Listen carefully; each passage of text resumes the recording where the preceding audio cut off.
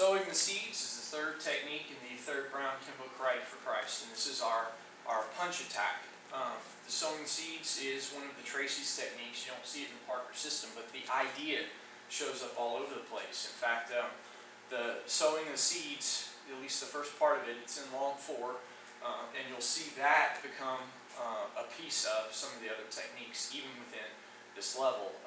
There's another technique that's going to utilize kind of this sowing the seed right in the middle of it for a double attack, and that'll be Dance of Darkness.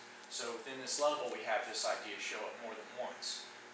As the punch comes in, we're going to use that where we step back, we're hooking, using an outward hooking parry as you retreat and turn and grab their arm. And we're going to pull them in the direction of their punch. So as they punch, we overextend their reach. They come in, they get pulled further than they intended to go as we step back and we pull. At the same time, the left hand's going to come up, and it's making that kind of C palm here that's going to hit at the elbow, hyperextending it. We saw that way back at Snapping Twig where we did it on the other side, catching that arm, hyperextending the elbow.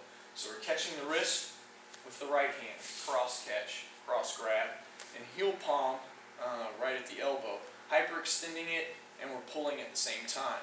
Now as we pull them by, we're going to release, and the hands are going to switch. Here as they pull back, they're going to come back, kind of go to a reverse bow, pivot back to a forward bow, and we're going to slide forward as we do this. And we're going to hit with a hammering back fist low and a inward hooking heel palm strike high.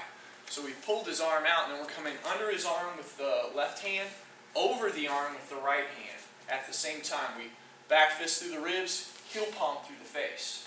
So we pull them one way, and then we come back like closelining them, pull them right into that move.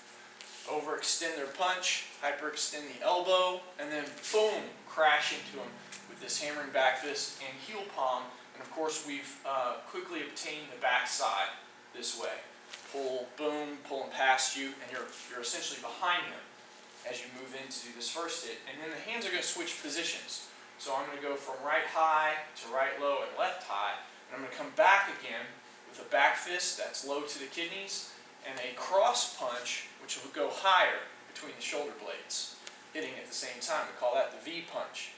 Both a back fist and a cross punch together, whether it's back fist high, cross punch low, or vice versa, as it is in this case. Straight punch high with the left, back fist low with the right. Same time, that's the V punch. So already what we've got is what you see in long form 4. That's the extent of what we'll see in long form 4.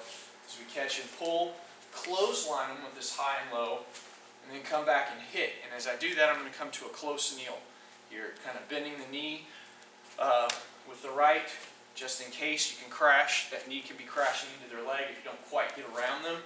But you should be around far enough behind them that that's just settling for extra weight, kind of dropping your weight down as you do the punch there. So yes, this can be a buckle to the knee, but if it is, that means you didn't quite get behind them on this movement here. As you come back and hit, that means you won't have your targets. You won't have kidney, you won't have the between the shoulder blades here or the soft of the back of the head.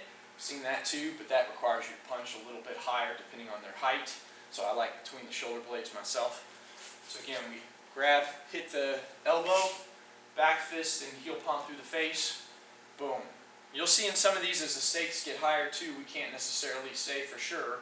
Ideal technique, this is the target, but in reality and application, sometimes the targets need to change. Movement will stay the same, but again, that could be to the head, that could be between the shoulder blades, depending on the height of the person, but also where I'm wanting to, and the reaction I'm wanting to get out of them. So I'm hitting back fist and between the shoulder blades should bring their head back, which is what I want. If you punch behind the head, that's going to knock the head forward.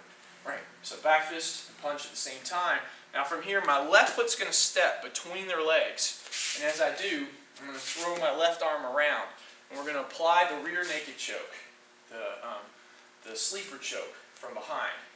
We have seen the defense for this, right? We learned Escape from Death back in Blue Belt, and that was for a right rear naked choke. This time we're going to apply a left. from position that we're in, we step the left. Left comes over the shoulder from behind, over his left shoulder. Drop the elbow down. You want the elbow in line. Again with the chin. I bring the other hand up and grab the bicep. Your left hand grabs your right bicep. Your right hand goes behind the head, and you're squeezing everything in. Arms coming together, elbows coming together, everything squeezes down. It's a quick application to a choke. And once you have them in this choke, again, I'll be facing 3 o'clock when I apply this, because that's the angle change there. They're 12 to 6. I move into them, but now, boom, as I move behind him, I'll be facing 3 o'clock when we apply the choke. And from here, I'm going to hold while I start my full cover out. So they're already set in the choke. Now we're pulling them back. Pull them back as you apply the choke. When I step out, I'm going to release. And as he falls to the floor, I'm going to step back. So your full cover out is, as you're kind of choking them out, you're letting them drop to the floor at the same time. That's sowing the seeds. Again, the punch comes, hyperextend the elbow, left low, right high, left low, no, left high, right low, so it switches. Left step forward, left arm comes over the shoulder in front of the face. We set the choke. Left front cross towards 9. Step, we drop them out as we step back. And the full cover out. And takes you to 9 as they pass out. Again, sowing the seeds.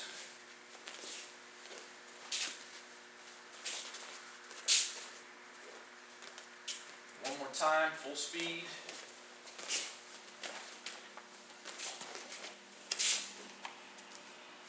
And that is the third technique of the Kenpo Karate for Christ curriculum.